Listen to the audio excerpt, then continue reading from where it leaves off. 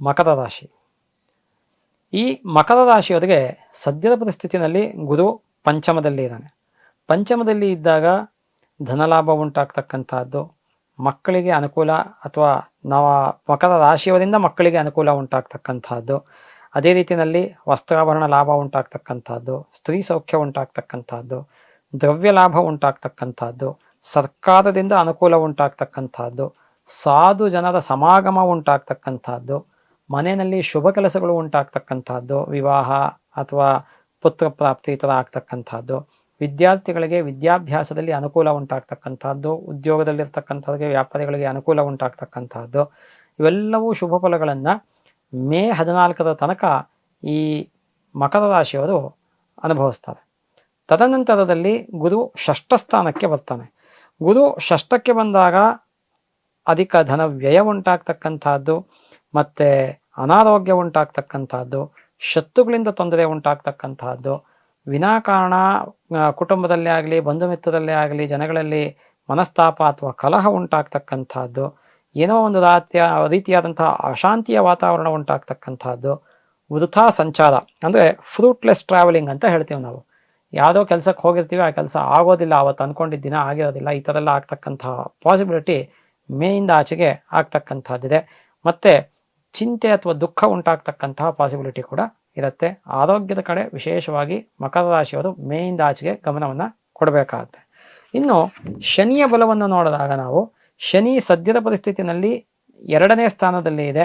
ದ್ವಿತೀಯ ಸ್ಥಾನದಲ್ಲಿ ಇದ್ದಾಗ ದ್ವಿತೀಯಂ ಧನವಾಗ್ವಿತ್ತಂ ಕುಟುಂಬಂ ನೇತ್ರ ಸಂಜ್ಞಕಂ ಅಂತ ಶಾಸ್ತ್ರ ಹೇಳುತ್ತೆ. ಅದರಿಂದ ಅಲ್ಲಿ ಅಧಿಕ ಧನ ವ್ಯಯ ಅಥವಾ ಧನ ನಷ್ಟ ಉಂಟಾಗ್ತಕ್ಕಂಥದ್ದು, ಮಾತಿನಿಂದ ಕಲಹ ಉಂಟಾಗ್ತಕ್ಕಂಥದ್ದು, ಕುಟುಂಬದಲ್ಲಿ ಕಲಹ ಅಥವಾ ಮನಸ್ತಾಪಗಳು ಉಂಟಾಗ್ತಕ್ಕಂಥದ್ದು, ಕಣ್ಣಿನ ಸಮಸ್ಯೆ ಉಂಟಾಗ್ತಕ್ಕಂಥದ್ದು, ಮತ್ತು ತಮ್ಮ ಮಕ್ಕಳಿಗೆ ತೊಂದರೆ ಉಂಟಾಗ್ತಕ್ಕಂಥದ್ದು ಅಥವಾ ಮಕ್ಕಳು ಓದೋ ವಿಚಾರದಲ್ಲಿ ಆಲಸ್ಯವನ್ನು ತೋರಿಸ್ತಕ್ಕಂಥದ್ದು, ಇವೆಲ್ಲವೂ ಕೂಡ ಉಂಟಾಗ್ತಕ್ಕಂತಹ ಒಂದು ಪಾಸಿಬಿಲಿಟಿ ಇದೆ. ಮಾನಹಾನಿ ಉಂಟಾಗ್ತಕ್ಕಂತಹ ಪಾಸಿಬಿಲಿಟಿ ಕೂಡ ಇರುತ್ತೆ. ಇನ್ನು ಈ ಶನಿ ಮಾರ್ಚ್ 29ರ ನಂತರದಲ್ಲಿ ತೃತೀಯ ಸ್ಥಾನಕ್ಕೆ ಅಂದರೆ 3ನೇ ಮನೆಗೆ ಬಂದಾಗ ಶನಿಯಿಂದ ಮಕರ ರಾಶಿಯವರಿಗೆ ಅನುಕೂಲಗಳಾಗತ್ತೆ.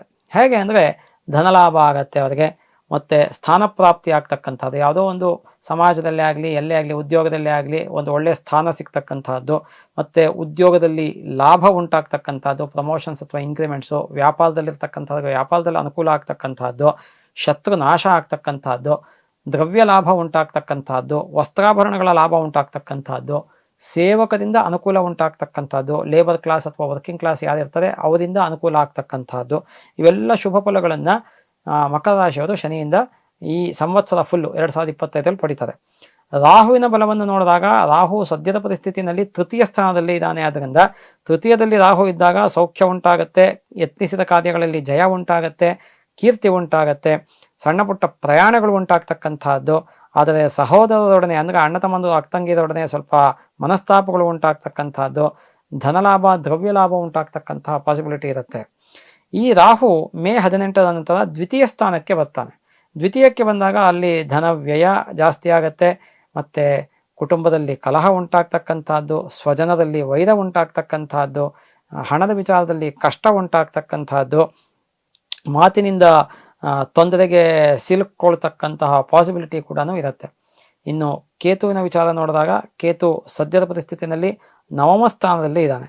ಕೇತು 9ಮ ಸ್ಥಾನದಲ್ಲಿ ಇದ್ದಾಗ ಹಿರಿಯರಿಗೆ ಮನೆಯಲ್ಲಿ ಅನಾರೋಗ್ಯ ಉಂಟಾಗ್ತಕ್ಕಂಥದ್ದು, ಮತ್ತು ಯತ್ನಿಸಿದ ಕಾರ್ಯಗಳಲ್ಲಿ ನಷ್ಟ ಉಂಟಾಗ್ತಕ್ಕಂಥದ್ದು. ಆದರೆ ಸಣ್ಣ ಪುಟ್ಟ ತೀರ್ಥಯಾತ್ರೆಯನ್ನು ಕೈಗೊಳ್ಳತಕ್ಕಂತಹ ಒಂದು ಪಾಸಿಬಿಲಿಟಿ ಇದೆ. ಜ್ಞಾನ ಪ್ರಾಪ್ತಿ ಉಂಟಾಗತ್ತೆ, ಮತ್ತು ಜಪತಪ ಅನುಷ್ಠಾನಗಳನ್ನು ಮಾಡ್ತಕ್ಕಂಥವ್ರಿಗೆ ಸಿದ್ಧಿ ಆಗ್ತಕ್ಕಂಥದ್ದು. ಕೇತು 9 ಅಥವಾ 12ನೇ ಮನೆಯಲ್ಲಿತ್ತು ಅಂದರೆ ಅನುಕೂಲಗಳು ಉಂಟಾಗತ್ತೆ. ಅದೇ ರೀತಿಯಲ್ಲಿ ಕೇತು ಮೇನಲ್ಲಿ 18ನೇ ತಾರೀಕು ಅಷ್ಟಮ ಸ್ಥಾನಕ್ಕೆ ಬರ್ತಾನೆ. ಅಷ್ಟಮಕ್ಕೆ ಬಂದಾಗ ಧನ ವ್ಯಯ ಅಥವಾ ಧನ ನಾಶ ಉಂಟಾಗ್ತಕ್ಕಂಥದ್ದು, ಅನಾರೋಗ್ಯ ಉಂಟಾಗ್ತಕ್ಕಂಥದ್ದು, ಪ್ರಾಣಾಪಾಯ ಉಂಟಾಗ್ತಕ್ಕಂಥದ್ದು, ಅಟ್ ದ ವರ್ಸ್ಟ್ ಕಂಡೀಷನ್ ಮರಣ ಉಂಟಾಗ್ತಕ್ಕಂಥದ್ದು, ಭಯ ಉಂಟಾಗ್ತಕ್ಕಂಥದ್ದು, ಮತ್ತು ವಿನಾಕಾರಣ ಬಂಧು ಮಿತ್ರದಲ್ಲಿ ಜನಗಳಲ್ಲಿ ಮನಸ್ತಾಪ ಅಥವಾ ವೈರ ಉಂಟಾಗ್ತಕ್ಕಂಥದ್ದು, ವಿದ್ಯಾರ್ಥಿಗಳಿಗೆ ಹಿನ್ನಡೆ ಉಂಟಾಗ್ತಕ್ಕಂಥದ್ದು, ಉದ್ಯೋಗದಲ್ಲಿರ್ತಕ್ಕಂಥವ್ರಿಗೆ ತೊಂದರೆ ಉಂಟಾಗ್ತಕ್ಕಂಥದ್ದು, ವ್ಯಾಪಾರದಲ್ಲಿರ್ತಕ್ಕಂಥವ್ರಿಗೆ ಲಾಸ್ ಉಂಟಾಗ್ತಕ್ಕಂಥದ್ದು ಅಥವಾ ಹಿನ್ನಡೆ ಉಂಟಾಗ್ತಕ್ಕಂಥದ್ದು, ಇವೆಲ್ಲವೂ ಕೂಡ ಆಗತ್ತೆ. ಹಾಗಾಗಿ ಈ ಮಕರ ರಾಶಿಯವರಿಗೆ ಫಸ್ಟ್ ಹಾಫ್ನಲ್ಲಿ ಗುರುಬಲ ಇದೆ, ನೆಕ್ಸ್ಟ್ ಹಾಫ್ನಲ್ಲಿ ಶನಿ ಬಲ ಇದೆ. ಮತ್ತೆ ಈ ರಾಹುಕೇತುಗಳಿಂದ ಸ್ವಲ್ಪ ತೊಂದರೆ ಉಂಟಾಗ್ತಕ್ಕಂತಹ ಪಾಸಿಬಿಲಿಟಿ ಇದೆ ಮೇ ನಂತರದಲ್ಲಿ. ಹಾಗಾಗಿ ಈ ಮಕರ ರಾಶಿಯವರು ಗುರು ಮತ್ತೆ ರಾಹುಕೇತುಗಳಿಗೆ ಶಾಂತಿಯನ್ನು ಮಾಡಿಕೊಳ್ತಕ್ಕಂಥದ್ದು ಸೂಕ್ತ. ಮಾರ್ಚ್ ಒಳಗೆ ಶನಿಯ ಶಾಂತಿಯನ್ನ ಅಥವಾ ಈ ಕರಿ ಎಳ್ಳನ್ನು ದಾನ ಮಾಡ್ತಕ್ಕಂಥದ್ದು ಬಹಳ ಸೂಕ್ತ. ಯಾಕಂದ್ರೆ 7.5 ವಿಮುಕ್ತಿಗೊಳ್ತಾರೆ ಅವರು, ಅದನ್ನು ಮಾಡ್ತಕ್ಕಂಥದ್ದು. ನವಗ್ರಹ ಜೊತೆಗೆ ವಿಶೇಷವಾಗಿ ಗುರು ರಾಹುಕೇತುಗಳಿಗೆ ಶಾಂತಿಯನ್ನು ಮಾಡ್ತಕ್ಕಂಥದ್ದು, ಶನಿಗೂ ಮಾಡ್ತಕ್ಕಂಥದ್ದು. ಮತ್ತೆ ಗಣಪತಿ ಪೂರ್ವಕವಾಗಿ ಹರಿಹರರನ್ನ ದುರ್ಗೆಯನ್ನು ಆರಾಧನೆ ಮಾಡ್ತಕ್ಕಂಥದ್ದು. ಅದೇ ರೀತಿಯಲ್ಲಿ ಹಸುವಿಗೆ ಆಹಾರವನ್ನು ಕೊಡ್ತಕ್ಕಂಥದ್ದು, ಪಶುಪಕ್ಷಿ ಪ್ರಾಣಿಗಳಿಗೆ ಯಥಾಶಕ್ತಿ ಆಹಾರವನ್ನು ಕೊಡ್ತಕ್ಕಂಥದ್ದು. ಹಾಗೇನೆ ನೀವು ಕಷ್ಟದಲ್ಲಿ ಯಾರಿರ್ತಾರೆ ಅಥವಾ ಬಡವರು ಯಾರಿರ್ತಾರೆ, ಯಾರಿಗೆ ಏನು ನೀಡಿರುತ್ತೆ ನಿಮ್ಮ ಕೈಲಿ ಆಯಿತು ಅಂದರೆ ಆ ಒಂದು ಸೇವೆ ಸಹಾಯವನ್ನು ಮಾಡ್ತಕ್ಕಂಥದ್ದು ಬಹಳ ಸೂಕ್ತ. ಇಷ್ಟ ದೇವರನ್ನ ಕುಲದೇವರನ್ನ ಆರಾಧನೆ ಮಾಡ್ತಕ್ಕಂಥದ್ದು ಬಹಳ ಸೂಕ್ತ ಆಗಿರುತ್ತೆ. ವಿದ್ಯಾರ್ಥಿಗಳು ಬಹಳ ಕಷ್ಟಪಟ್ಟು ಓದಬೇಕಾಗತ್ತೆ. ಯಾಕೆ ಅಂದರೆ ಗುರುಬಲ ಇರೋದಿಲ್ಲ ಮೇಯಿಂದ ಆಚೆಗೆ. ಅದರಿಂದ ನೀವು ಎಚ್ಚರಿಕೆಯಲ್ಲಿರಬೇಕು. ಉದ್ಯೋಗದಲ್ಲಿರ್ತಕ್ಕಂಥವರು ಕೂಡ ಬಹಳ ಎಚ್ಚರಿಕೆಯಲ್ಲಿರೋದು ಸೂಕ್ತ ಆಗಿರುತ್ತೆ.